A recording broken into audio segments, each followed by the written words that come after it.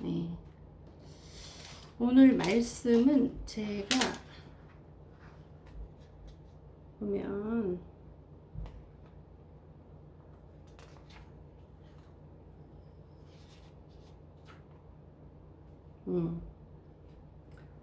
마태복음 3장 5절 말씀 잠깐 보겠습니다. 마태복음 3장 5절.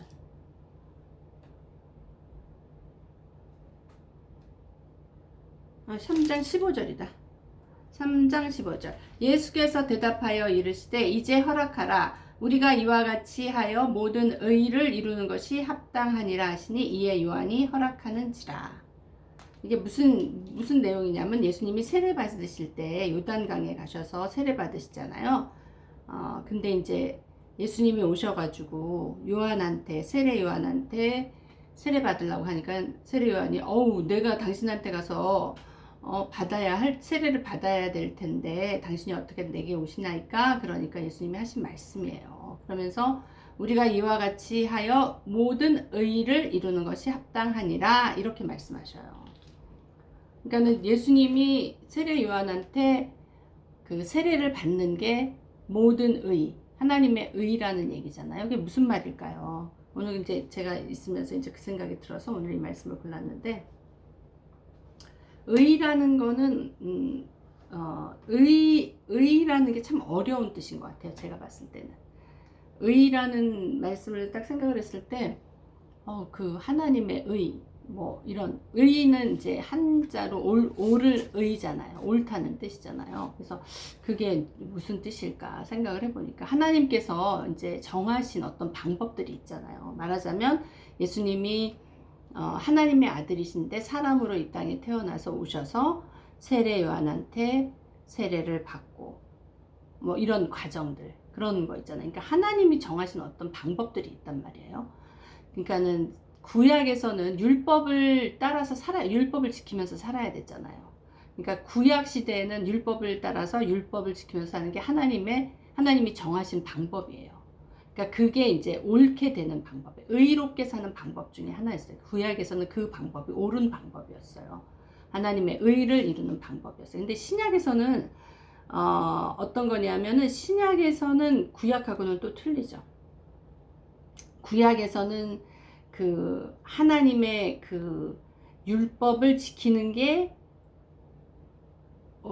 하나님의 의를 이루는 거였지만, 여기서 보면은 예수님에게는 세례 요한한테 예수님이 세례를 받는 것이 의를 이루는 것이다.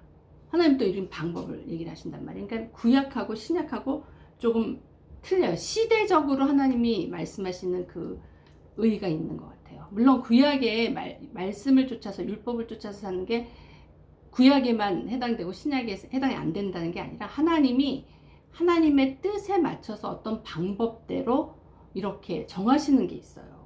그래서 그 의라는 것은 하나님이 정하신 어떤 방법에 따라서 우리가 생활하고 생각하고 행하고 또 살아가고 그러면서 올바르게 되는 거예요. 그런 것을 이제 하나님의 의라고 얘기할 수가 있어요.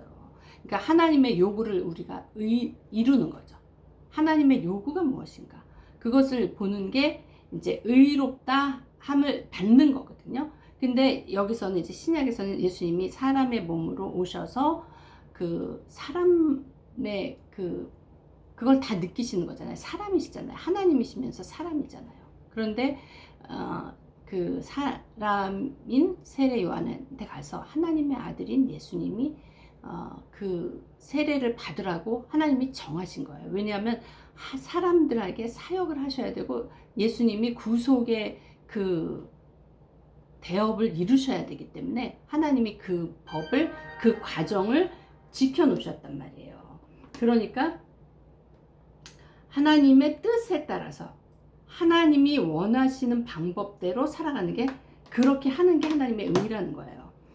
그러니까 그 의라는 것이 하나님의 요구를 이루는 것인데, 우리가 이렇게 살다 보면 하나님의 나한테 과연 무엇을 원하신가 이런 걸 잘 모를 때가 있어요. 얼마 전에 어떤 전도사님 만났는데, 이제 나이도 꽤 많으신 전도사님이세요.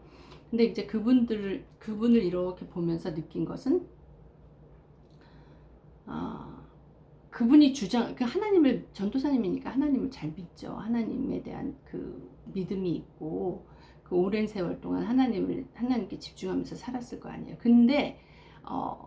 근데도 뭐랄까, 우리가 하나님을 믿는다 그러면서도 오해하는 부분이 있을 수 있다는 생각이 들었어요. 왜냐하면 너무나 하나님을 믿는다고 하면서도 그 하나님의 방법이 아닌 거, 하나님의 뜻이 아닌 쪽으로 가는 것 같은, 그래서 겪는 고난이 있어요, 분명히. 근데 그래서 겪는 고난이 있는데 본인이 그거를 잘 간과하는 게 뭐냐면, 내 뜻이 하나님 뜻보다 강할 때 우리가 그걸 잘 간과할 수가 있는 거예요. 내 뜻이 하나님 뜻보다 강할 때, 내가 더 옳다라고 생각을 할 때 하나님의 그 요구를 우리가 잘 모르고 간과하는 것 같아요. 그렇다 보면은 참 뭐랄까, 좀 잘 안 이루어졌다. 그러니까 보면 관계도 많이 깨져 있고 좀 그런 부분이 보이더라고요. 재정적으로도 좀 어렵고. 물론 그런 것들이 딱 그 기준은 아니지만 분명히 하나님이 더 하실 수 있는 분이고 더 형통하게 더 어떤 길로 인도하실 수 있는데 그 부분이 좀 막혀 있다는 생각이 들더라고요. 그래서 도대체 왜 그럴까 이렇게 생각을 했는데 제가 느낀 거는 그거예요. 우리가 하나님을 믿는다고 하지만은 자기 뜻대로 믿는 거예요. 자기 생각대로 믿으니까 하나님께서 그분한테 역사를 할 수가 없는 그 어떤 행동의 그 부분이 많이 막혀 있는 그런 거를 느꼈어요. 그래서 우리가 하나님의 요구가 무엇인가를 잘 깨닫는 게 참 중요하겠다. 하나님이 나에게 지금 요구하시는 게 무엇인가, 그런 거를 좀 깨닫는 것이 좀 필요하겠다, 그런 생각이 들더라고요. 그래서 왜냐하면 우리가 그 시간 낭비하지 않고 또 내가 하나님이 나에게 허락하신 것을 다 받고 살려면은 좀 그런 그 어떤 센스, 영적인 센스, 이런 게 조금 필요하겠다. 여기 보면 예수님이 말씀하셔요.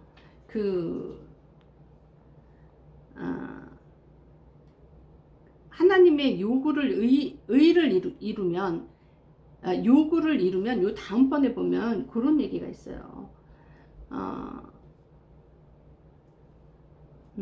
16절에 보면 예수께서 세례를 받으시고 곧 물에서 올라오실 때 하늘이 열리고 하나님의 성령이 비둘기같이 내려 자기 위에 임하심을 보시더니 하늘로부터 소리가 있어 말씀하시되 이는 내 사랑하는 아들이요 내 기뻐하는 자라 하시니라. 요렇게 하나님의 요구, 하나님의 의를 이루면 하늘이 열리는 일이 있는 거예요. 하늘이 열리고 하나님의 성령이 나에게 내려오고 17절에 보면 하나님의 음성이 들리게 되는 거예요. 그러니까는 우리가 그 하늘이 열린다는 거는 이제 그 축복의 문이 열린다는 거잖아요. 영적, 육적, 사실 축복의 문이 열리는 거예요. 영적으로 열린다는 건 육적으로도 열린다는 거거든요. 하늘의 문이 열리고 하늘이 열리고 하나님의 성령이 그 영이 내게 오시고 그 영이 내게 오셔서 말씀하시는 거예요. 말씀하시니까 하나님이 말씀하시니까 우리가 인도를 받게 되는 거죠. 그래서 이제 그게 레마로 나에게 오는 거예요. 예수님이 유대 땅에 태어나셨잖아요. 유대 땅에 태어나셔서 베들레헴에서 태어나셨단 말이에요. 그러고 나서 애굽으로 내려가요. 그러고 나서 다시 갈릴리에 있는 나사렛으로 가신단 말이에요. 이런 과정들이 사실 예수님이 그 헤롯한테 해를 입지 않고 예수님을 안전하게 키우기 위한, 안전하게 성장시키기 위한 어떠한 그 여정들이었죠. 베들레헴에서 애굽으로 내려가고 애굽에서 갈릴리 나사렛으로 가고 이런 여정. 예수님은 사실 유대라는 그 안전한 땅에서 태어난 거예요. 어떻게 보면 그 유대인으로서 좋은 그 땅에서 태어난 것이죠. 근데 이방인인 나라 이집트 애굽으로 내려갔단 말이에요. 다시 갈릴리는 천민들만 사는 곳이었잖아요. 다시 그곳으로 가. 그때마다 주님께서 즉각적으로 인도하셨어요. 즉각적으로 말씀하셨어요. 그러니까 음성이 들려서 그 음성에 따라서 딱딱딱딱 움직이니까 예수님이 헤롯한테 해를 입지 않고 사셨단 말이에요. 그때 두 살 미만의 남자아이들은 다 죽었는데 예수님이 만약에 하나님의 음성이 들리지 않고 하나님의 인도가 없었다면 죽을 수밖에 없었죠. 하나님 물론 예수님을 보내신 목적이 있기 때문에 죽게 하시지 않죠. 그러니까 하나님이 영이 임하셔가지고 그때도 예수님이 영이 있었어요. 예수님을 보호하는 그 부모에게 영이 있었단 말이에요. 그러니까 그들이 음성 중에 듣고 그 마리아를 조용히 보내려고 하는 요셉에게 나타나서 마리아에게 잉태된 아이는 성령이 잉태된 아이 이런 음성을 들려주잖아요. 그러니까 하나님의 요구, 하나님의 의를 이루기 위해서 우리가 반드시 하늘이 열리고 성령이 우리에게 오셔서 그 영이 우리에게 말씀을 하시는 거예요.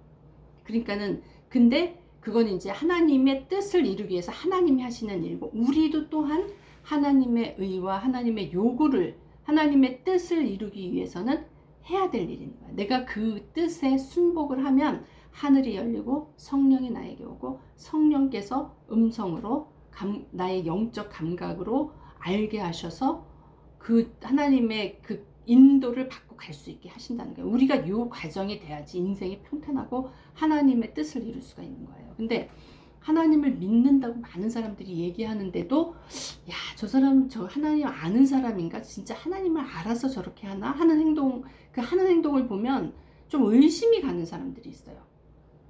그게 왜 그러냐? 정확하게 그거를 하나님의 뜻을 모르고 하기 때문에 그래요. 하나님이 뭘 원하는지, 그가 하나님과 어떠한 대척점에 있는지를 알아야 돼요. 그러니까는 항상 그걸 물어보려고 해야 돼. 하나님 앞에 하나님의 뜻이 뭔지, 하나님의 요구가 뭔지, 하나님의 의, 하나님의 뜻을 이루는 게 의라 그랬잖아요. 그것이 뭔지 우리가 자꾸 그거를 물어야 돼요. 물어서 내가 거기에 떠나 있다? 그러면 빨리 옮겨야 돼요. 빨리 거기서 돌이켜야 돼요. 그러지 않으면 음성 못 두고 딴 길로 가는 거죠. 말하자면 갈릴리 나사렛 마을로 가야 되는데 딴 데로 가가지고 당하는 거죠. 그래서 이게 보면 되게 하나님을 안다 그러는데 크리스찬이라는 얘기들을 많이 쓰잖아요. 아, 나 교회 다녀요. 나 집사예요, 건사예요, 장로예요 얘기하잖아요. 그럼에도 불구하고 하나님의 의나 하나님의 뜻과는 상관없이 내가 행동을 한다. 그러면은 그 문제가 생기고 하나님께 말하자면 그 욕먹이는 그런 행동을 할 수가 있는 거죠. 그래서 우리가 교회 다녀요. 이게 다가 아닌 거예요. 교회 다니는데 내가 진짜 하나님의 뜻에 집중하면서 그분의 뜻을 알려고 하느냐. 그게 중요한 거예요. 그게 굉장히 중요하고 그거를 알려고 우리가 애써야 되는 거예요. 그게 안 되면은 참 곤란하게 되는 거죠. 그래서 우리가 믿음이 있는 자는 무엇이냐 하니까 믿음은 사실 내 속에 말씀의 씨가 있는 자를 믿음이 있는 자라고 그러는 거예요. 믿음이 있으려면 말씀의 씨가 나한테 들어와야 돼요. 그러니까 말씀은 그리스도가 나 안에 들어와야 돼요. 그래서 그리스도가 나를 주장해야지 그게 믿음 있는 자예요. 그래서 그리스도의 말씀으로 내가 그냥 따라가는 자, 그리스도의 말씀에 아멘하고 따라가는 자가 믿음 있는 자예요. 그러지 않고 그냥 믿음이 있다라고 자기가 주장하는 것만으로는 믿음이 있다고 할 수가 없는 거예요. 그래서 마태복음 13장 24절에 보면 천국은 좋은 씨를 자기 밭에 뿌린 자라고 나오거든요. 좋은 씨를 내 마음밭에 뿌린 자. 좋은 씨가 뭐예요? 씨는 말씀의 씨. 말씀을 씨라고 하거든요. 말씀을 내 마음밭에 뿌린 자. 그게 천국이에요. 그게 내가 돼야 되는 거야. 그게 하나님 나라. 천국이라는 거는 말하자면 하나님 나라라는 뜻이잖아요. 하나님 나라가 나 안에 있냐 없냐는 그 말씀이 내 안에 있냐 없냐 이걸로 결정하는 거예요. 그 말씀으로 하나님을 그리스도의 증인된 삶을 사는 거거든요. 그 말씀을 인정하고 그 말씀을 인정한다는 건 내가 그 말씀에 따라서 사는 거. 그러니까 그래서 율법은 구약 시대는 율법이라는 말씀으로 했지만 율법은 사실 굉장히 어떤 그 율법의 능력이 뭐냐면은 죄의 능력이에요. 그 말하자면 그 정죄감을 줘요, 율법은. 그래서 우리가 그리스도의 은혜를 받지 못하고 율법으로 끝나면 우리는 심판받고 끝나는 거예요. 근데 그 율법에서 끝나지 않고 예수님이 오셨잖아요. 예수님이 그 영을 우리에게 주셨잖아요. 부활하셔서 그 영을 우리에게 보내셨잖아요. 그럼 그 영으로 생명의 성령의 법으로 우리는 사는 거거든요. 이제 그렇기 때문에 율법이 우리를 주장하지 못하고 예수 그리스도의 피의 역사로 인해서 그 십자가의 역사, 구속의 역사로 인해서 우리는 주님의 은혜의 생명의 성령의 법으로 통치받는 자가 된 거예요. 그래서 우리가 사는 거예요. 응? 그래서 항상 우리는 그리스도를 에베소서 3장 17절에 있잖아요. 그리스도께서 너희 마음에 계시게 하옵시고. 그죠? 그래서 그의 영이 우리 속사람을 능력으로 강건하게 할 수 있는 거거든요. 그리스도만이 우리를 속사람을 능력으로 강건하게 하실 수 있는 거예요. 그러니까 예수님이 내 안에 들어와야 돼. 그리스도가 내 안에 들어와야 돼. 그러니까 말씀이신 예수님이 내 안에 들어와야 돼. 말씀의 씨를 내 마음에 뿌려야 되는 거예요. 그래서 내 마음에 말씀의 씨가 있느냐 없느냐, 얼마나 뿌렸느냐. 그래서 우리가 말씀 읽는 것도 중요하고 말씀을 깨닫고 그 말씀대로 가면서 하나님의 의를, 하나님의 요구를 이루어드리는 것도 중요한 거예요. 그래서 아무리 율법의 시대가 끝났어도 그거는 변할 수가 없는 거야. 그래서 율법의 시대가 끝나고 우리는 그리스도가 오셨잖아요. 그 영이, 생명이 내 안에 들어와 있기 때문에 생명이 나를 주장하는 거거든요. 그리스도의 생명의 성령의 법이, 생명의 성령의 법이 나를 주장하기 때문에 그 생명이 내 안에 살아 있어야 되는 거야. 그 생명이 말씀의 씨예요.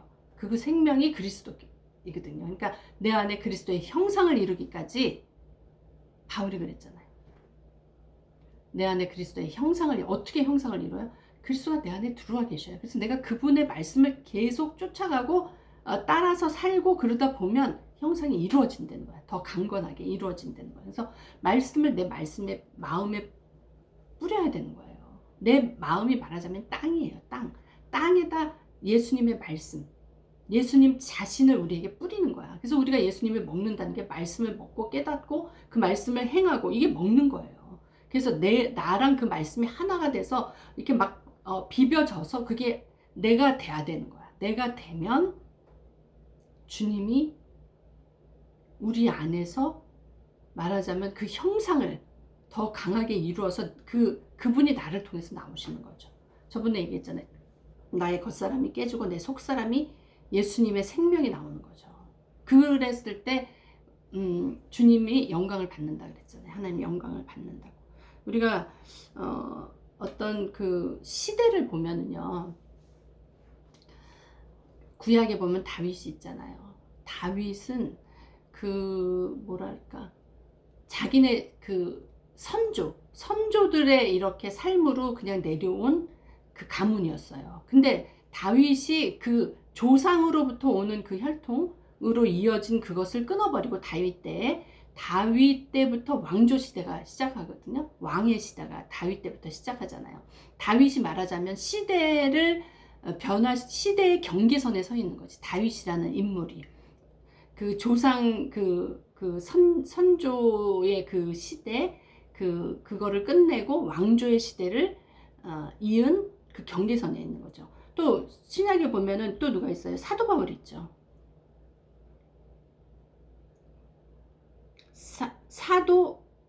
세례 요한이 있죠. 세례 요한이 구약의 시대를 끝내고 율법의 시대를 끝내고 예수님을 세례 주는 사도 요한이 죽음으로부터 예수 그리스도가 오셔서 율법의 시대가 끝나고 은혜의 시대가 시작되잖아요. 신약이 시작이 되잖아요. 이런 경계선에 있는 사람들, 그 역할을 해줘야 됩니다. 그러니까 그런 사람들은 새로운 시대를 여는 거죠. 그러니까 하나님의 요구라는 거는 어떻게 보면 시대에 따른 어떠한 그런 요구가 있는 거예요. 시대에 따른 어떤 행해야 되는 어떤 것들이 있는 거예요. 요즘에 그런 거를 보면서 제가 많이 느낀 게, 참 이 시대가 바뀌는 때인가 보다, 그런 생각을 많이 해요. 그러니까 이 갈등이라는 것이 막 최고조예요, 지금. 응? 그러니까는 그 경계선에 있는 사람들은 네가 옛날에 어땠지? 앞으로 나가려고 그래도 옛날에 네가 이런 사람이었잖아, 이거를 자꾸 얘기하잖아요. 그 경계선에 있기 때문에 그런 거거든요. 그러니까 우리가 참 시대를 보면서 이렇게 살아야 되는 것도 어떻게 보면 분별력인 것 같아요. 거기에서 너무 휩싸이지 말고 잘 분별해서 사는 그런 어떠한 지혜가 필요하다. 왜냐하면 이 세상을 보면 너무 혼란스럽고 너무 막 복잡하잖아요. 물론 이제 주님께서 다시 오실 날이 머지않아서 그런 것도 있겠지만 굉장히 뭔가 이게 바뀌잖아요. 이게 세상이 디지털화 되면서 또 AI 막 이런 거 생기면서 막 급속도로 바뀌는 것처럼 이 시대의 변화 가운데 우리가 있는 거예요. 요럴 때 주님은 우리에게 원하시는 것이 무엇인가? 이거를 또 한번 생각해 보는 것도 지혜롭다라는 생각이 들어요. 왜냐하면 이런 거를 놓치고 옛날 것만을 고집하면서 살면 그것도 문제인 것 같아요. 요즘에 교회들을 보면 너무나들 어려워요. 사람도 없고 아무리 능력 있는 사람이 목사님으로 서도 가보면 사람이 없어요. 사람들이 오지를 않아 그런 데를.